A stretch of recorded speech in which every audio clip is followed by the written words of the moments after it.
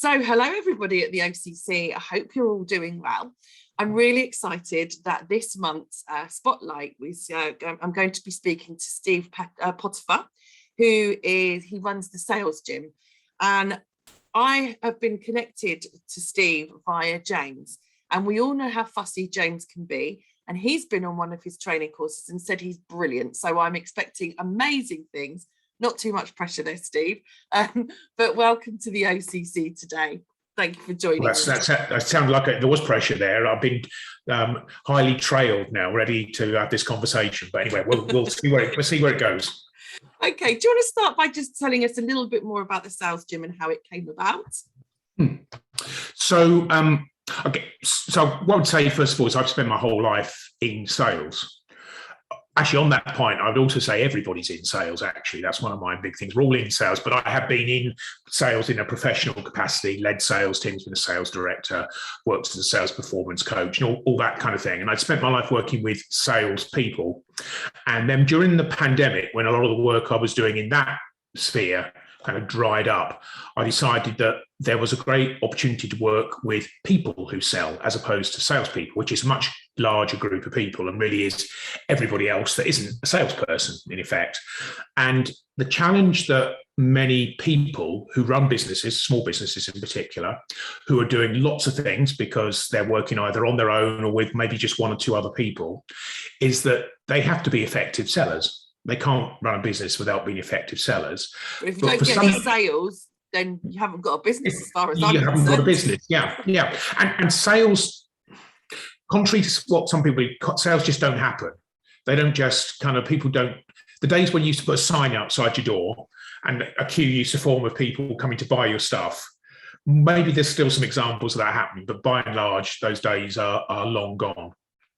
So it was behind that I decided to create something called the sales gym to help people who sell. And the reason it's called the sales gym is because it's like other gyms. If you go to the gym, everybody knows you can't just go along, do a big workout once a month and not have to go back for weeks and weeks and weeks. You've got to keep working out at it. You've got to do stuff in between the gym sessions as well to keep fit. And it's exactly the same with sales. Sales is something that everybody can get better at if they practice it. So at the sales gym, we practice getting better at sales. That's brilliant. Thank you. And just as you were saying that, sort of a question popped into my mind is, do you think that sales has changed, over the last few years with the introduction of sort of social media and things like that? Or do you think essentially, the actual sort of philosophy around sales has remained the same? I think some of the mechanics of sales have changed simply because there are some things that are easier now because we can all find each other. I remember when I used to be in sales years ago, and we had to build our own pipeline. Did you use the yellow pages? Yeah, exactly. So, and you had to do lots of qualification. But now everybody's there online.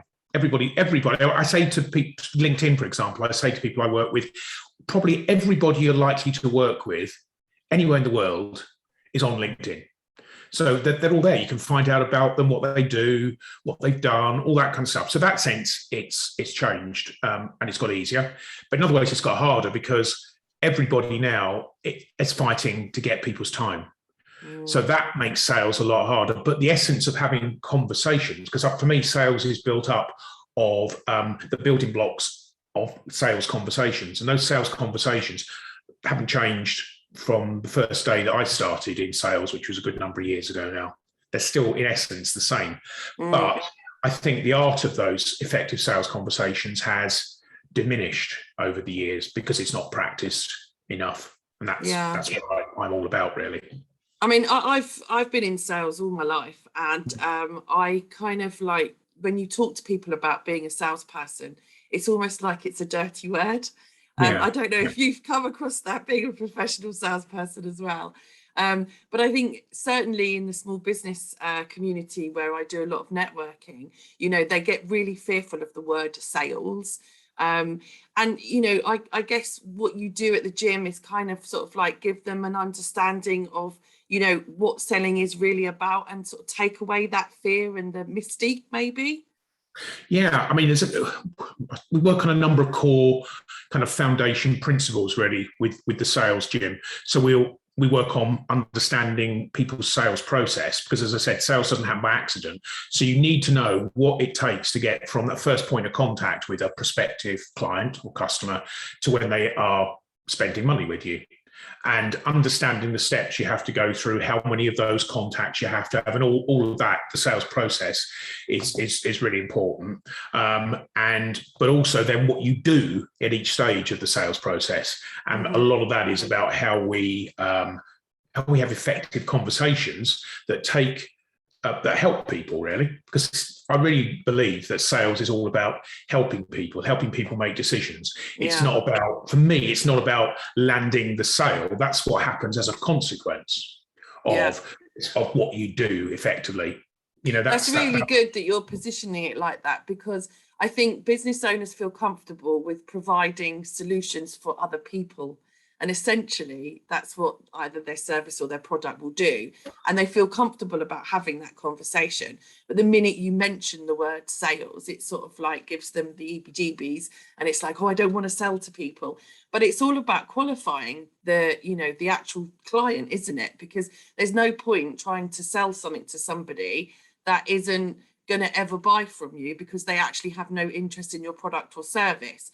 So I think identifying the customer at would that be point number one that you would sort of like in your little list of things?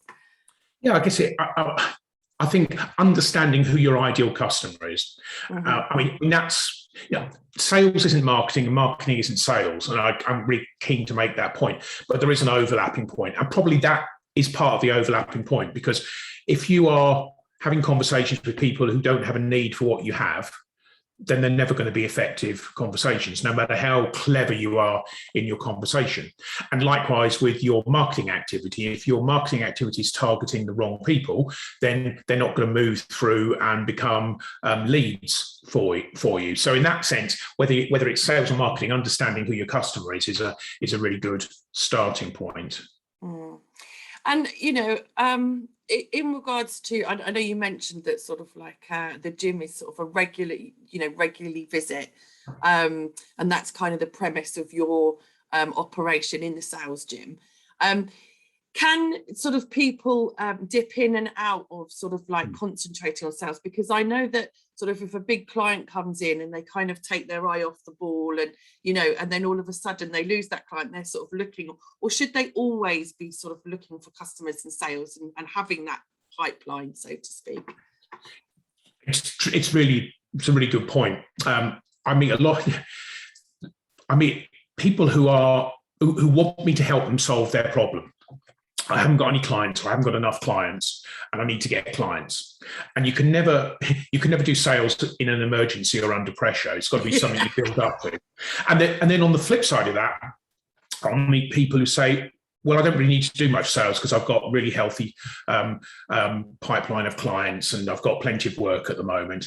And that's often the time when you do need to be selling, do need to be focusing on sales, because everything comes to an end. Nothing lasts forever. And also you just don't know what's going to be around the corner. So you always need to be building a healthy pipeline. So actually keeping the gym metaphor, if you like, applies that, if you go to the ordinary gym, I think most people know you don't go to the gym once and then don't go again for another year. It needs to be something that you constantly work at. And also you need to think about your fitness in between your gym sessions as well. So it's exactly the same with a sales gym. You need to keep practicing the skills. I mean, I have people who've worked in the sales gym. I started it the end of last year, so just before Christmas 2020. I asked for people to make a minimum commitment of 3 months to contribute or participate in the sales gym, because you can't get fit in one session. But I have some people who've been there since the very beginning. So we're talking about 9-10 months now. And they know that they just every month, by having those 2 touch points, a group session with another group of business owners and a one-to-one session with me, keeps them on their toes from a sales point of view. Yeah. And that's really what I'm trying to do. Yeah. And I think that's you make a really valid point there. Because I think, when it's kind of like if you don't enjoy doing something, if that's an aspect of your business that you don't enjoy doing, then actually having that constant sort of support and inspiration to push you forward, and knowing that there's some accountability. We talk a lot about accountability in our OCC club, and it's a similar type of thing, isn't it? So what sort of things are they doing to generate those that good pipeline, and how many touch points that they're having with their customers, things like that, is going to help them yield good results, right? Yeah, and you need to keep at it. So my whole philosophy with the sales, Jim, is that keep practicing. We do a lot of repetitive stuff. I make no kind of apologies for that. So like, I've got a session with a group of people tonight, and we spend, if you go to the gym, the actual gym, and you work out, a lot of what you do is built on repetitions, because that's how you get fit. And then you change your routine every so often. And we do the same thing. So we do a lot of repetitions, and the thing we repeat more than anything else is practicing the art and the skills of having effective sales conversations. And if there's one thing I'd recommend to anybody, this doesn't require my help, although if they want my help, I can offer it. In fact, I'll put it out there. This is kind of an offer to people. If they want to kind of get better at sales, first thing they should do is raise their self-awareness, because a lot of people don't know what it is that they do very well in their sales conversations. And conversely, they don't know the things they do less well. So the first thing I would recommend to people is record one of your sales conversations in the way that we're recording this conversation. If you're on Zoom, it's dead easy. Record it, ask for permission, record it, and then watch it back. That's the bit that people don't like doing. Watch it back, and you'll be surprised at what you learn just from watching it back. If you really want to go to the next stage, then I offer people the chance to send the recording to me. I'll watch it, and we'll jump on a call together, and we'll have a bit of coaching, and we'll talk through that conversation. Because I'll give an example. A lady I worked with recently, she said to me, "Why did you make me watch that conversation?" She said, "I'm glad you did, because I thought that in my sales conversations, I was following what you'd recommended, that I was actually doing most of the listening, and I was getting my prospect to do most of the talking. But when I watched it back, actually 80% of the talking was being done by me, not by my prospect." And I just really didn't realize that. And that's probably the classic example, really. Yeah, they always say, don't they? You have two of these and one of these, and you should be using this twice as much as you should be using that. Yeah. And it's all about recognizing buying signals as well, isn't it? I've seen. I used to go out and do a lot of support with a sales team, and it's about really paying attention, because the buying signals can be really subtle. I've actually seen people, I don't know if you've seen it, but people actually talk themselves out of a deal when they could have closed it 10 minutes before, and almost sort of apologizing. And I think it's all about being confident. Would you say, what sort of top tips would you sort of give to somebody this is a difficult conversation for me, because I can chip in a bit with some of the things you say, and I can totally agree with everything that you've brought up. So quite top tip for, sorry, just but if you were sitting in a sort of in a sales if you're having a sales conversation and you want to kind of get it over the line, and it wasn't maybe happening at that point, what would be sort of a top pointer that you could say to somebody? I listen to lots of sales conversations, and I've reflected back on this recently with some of the people I've worked with. And one thing I've observed that makes the difference between more effective conversations and less effective conversations is when the seller, or the person who thinks they're wearing the sales hat anyway, the seller, asks the other person what they want to get from that conversation. It's a really simple thing, but I hear so many conversations where the seller doesn't ask the other person, what would you like to get from this half hour, this 45 minutes that we've got together? Because if you don't know that, how can you determine if it's going to be an effective outcome? Because that person's requirement from that conversation will determine whether it's an effective outcome or not. And it's bizarre how most people don't actually ask the other person what they'd like to get from that conversation. But when you do, it enables you to construct the conversation, and you can keep checking back. Can I just check back on you? Are we helping you with the thing you said you wanted to get from this conversation? And I notice when people do that, the outcomes tend to be more productive and more effective. So that's a really simple thing, that every conversation you have, a sales conversation, and in business, most conversations are actually sales conversations. If when you sit down with the other person, can I just check before we proceed, what do you want to get from me in this half an hour that we've got together? And it will make so much difference. Yeah, I love that. I absolutely love that. It's a really, really good top tip. What would be your sort of slant on getting referrals and recommendations? Referrals, I think you've got to be structured with that. Referrals don't happen, like most things in life and in sales, things don't happen by accident. If you want to get referrals, then I think you need to do a couple of things. One, I think you need to make it easy for people to refer to you. And so they need to know what they have to do. So the first thing is you need to make it clear to potential source of referral who it is you're looking for. It goes back to that understanding who your ideal client is again. Because if they don't know and they don't understand as a potential referrer who your ideal client is, the chances are the referrals you get from them aren't right for you. That's the first thing. Second thing is make it easy for them, give them a structure. So for example, I would say to somebody who's going to make a referral to me, as I describe the kind of person that is an ideal referral for me. And then I'll say the best way to introduce somebody to me, I like it an introduction on LinkedIn, a three-way introduction. So if you were introducing something to me, three-way introduction, you, me, and the referral, and then it's up to me and the other person to have a conversation. I don't think you want anything more than that as a source of referral, just a good solid introduction.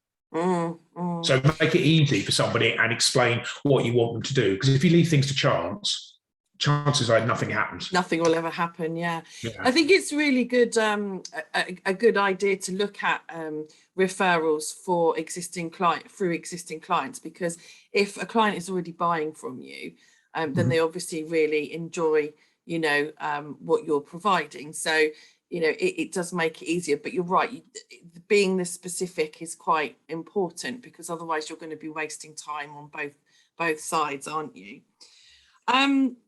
Okay, what other gems of pearls of wisdom can we pull from you, Steve?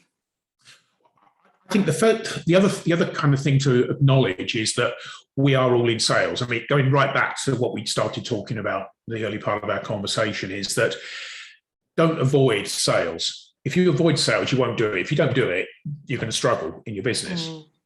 Even if you think that you're going through a particularly healthy patch, you've got plenty of business, plenty of customers, don't avoid sales. And sales isn't an awkward thing. Sales is actually just having conversations with purpose. The purpose of those conversations is to help somebody make a decision. And if you can help somebody with that decision, and in so doing, they take advantage of your product or service offering, then that's great. But that's all that sales really is. It's conversations with purpose. I love that. It's a good strapline, conversations with purpose. Yeah, it is. I mean, I talk about having purposeful sales conversations, not because back in the day when I used to lead sales teams and I'd go out, when we used to physically go and see customers back in those days. That was a long time ago, wasn't it? And I used to sit in conversations, sometimes scratching my head thinking, I don't actually know why we're here. Because people were in a nice conversation. People, often people say sales is all about relationships. And I'm kind of slightly challenging of that. You need to build relationships, but the relationship has to be contextual. So if you don't get something from that relationship, as a seller, you're trying to do business, you want to win sales. If that relationship, you can never actually ask the person for the business, if you like, because you never have conversations that go in that direction. It doesn't matter how good the relationship is, it's of no value to you as a seller. Yeah. So it's not all about relationships. That is a way, I think sometimes that's the way people... That's quite controversial, because that's what a lot of people say, isn't it? It's all about building relationships, but it's going back to that purpose thing again, isn't it? It's having that conversation with purpose. Yeah, and don't get me wrong, it's not about, you don't want to have bad relationships. No. But on their own, that's not enough. Yeah. It's not enough. You need to need to do something with that relationship.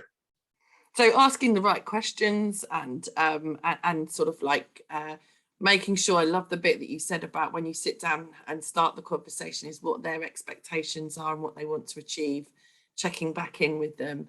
And then what about closing? Have we got any sort of top tips on closing? I mean, the classic for me is actually it's not about closing. Often when people come to me, and I always ask people before they work with me, what do you consider to be your most significant sales challenge? And sometimes people will say to me, I just struggle to close. And I'll explore that a little bit. And 9 times out of 10, if not more, the problem they have isn't closing. In other words, the back end of the sales conversation. It's the problem at the front end of the sales conversation. They might be having conversations with the wrong kind of person. So they haven't qualified their prospect at an early stage. So they will never close because that person can never do business with them. So actually, to be an effective closer, you've got to go right the way back and look at your sales process and do the stuff at the early stages really well. That's actually where you make your effective closes, at the beginning, not at the end. Closing isn't about what you do at the end of the sale, it's what you do at the beginning of the sale. I love that. That's brilliant. That is really, really good, because you're absolutely right. You shouldn't have to close at the end if you've done everything right at the beginning. So yeah, I think that's fantastic. Well, it's been an absolute pleasure speaking to you, Steve. How can we find you if we want to get hold of you and make a connection with you? Best way to find me is on LinkedIn. Mm-hmm. Because that way you can follow all kind of links to come along and try out the sales gym, because anybody can come along and try the sales gym out on a trial basis at a reduced price. So there's normally a monthly subscription, but anybody can come along for once and at a reduced price. It's currently £57, and anybody can come along, try out the sales gym. They get to participate in a group session and have a one-to-one coaching session with me. All the links for all of that are easily found through my LinkedIn page, because then it's my name, Steve Potiphar. Find me on LinkedIn, connect with me, and if you really want to do something, record one of your sales conversations, and if you want to send it to me to review it, I'll do that free of charge to review somebody's sales conversations. If anybody watching this wants to be brave, record their sales conversation, and then send it to me, then I'd be more than happy to jump on a call and review that with that person. That would be amazing. Thank you so much. See, OCCers, you're really lucky. That is such a really great thing to offer, Steve. I think that's brilliant. So thank you so much for joining us. I am already connected with you on LinkedIn, and anybody that sort of wants to find out any more, they can find your connection through me or James. But yeah, it's been a pleasure speaking to you today, and I will hopefully see you at a buzz really soon. Absolutely. Yeah, look forward to that. Thanks, Katrina. All right. Take care. Thank you.